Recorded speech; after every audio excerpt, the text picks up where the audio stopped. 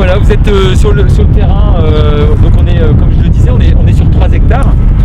Donc avant, c'était vraiment un site pollué, et nous, notre ambition, c'est vraiment de le rendre agréable. Donc on a mis déjà des ruches, alors qui ont deux objectifs, déjà de nous donner du bon miel, mais surtout de savoir si le site est encore pollué.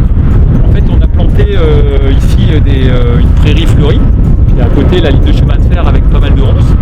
Donc c'est de savoir, on va analyser le miel.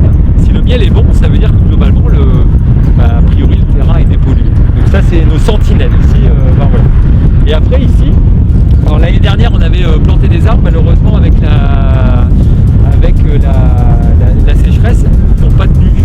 Donc on a mais c'est pas grave, on va recommencer, on va faire ça proprement et de manière peut-être un peu plus professionnelle.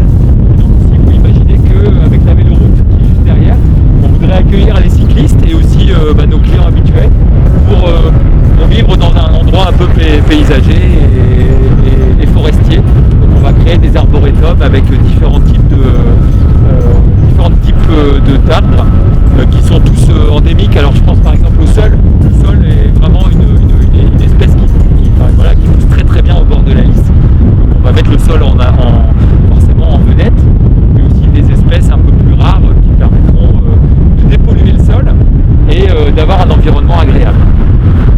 Donc ça c'est prévu pour pas cet été mais l'été prochain pour accueillir les Mervillois dans un cadre tout à fait sympathique. Donc là, on a lancé une petite action RSE en s'associant avec Ciao Mégots, une entreprise qui met en place un système de récupération de mégots pour en faire des isolants pour les maisons. Voilà. Donc quand vous reviendrez à la taproom, et les fumeurs, pas avoir que des qualités, les fumeurs pourront mettre leurs mégots ici et ils seront très justement utilisés. C'est intéressant, vous voyez, j'ai des belles palettes de bouteilles de verre. Alors il faut savoir qu'avec le confinement et la fermeture des bars, on a fait plus de bouteilles. Alors c'est des bouteilles quand même qui sont faites en France, mais on a envie d'aller plus loin ici et on réfléchit vraiment à un système de réemploi de la bouteille. Parce qu'en fait, ces bouteilles-là peuvent être nettoyées et réemployées. Donc on est en train de réfléchir, c'est en train de mûrir et je pense que sur 2021, on trouvera vraiment une alternative au réemploi, notamment par des entreprises qui sont en train d'émerger pour favoriser tout ça et nettoyer les bouteilles. Voilà.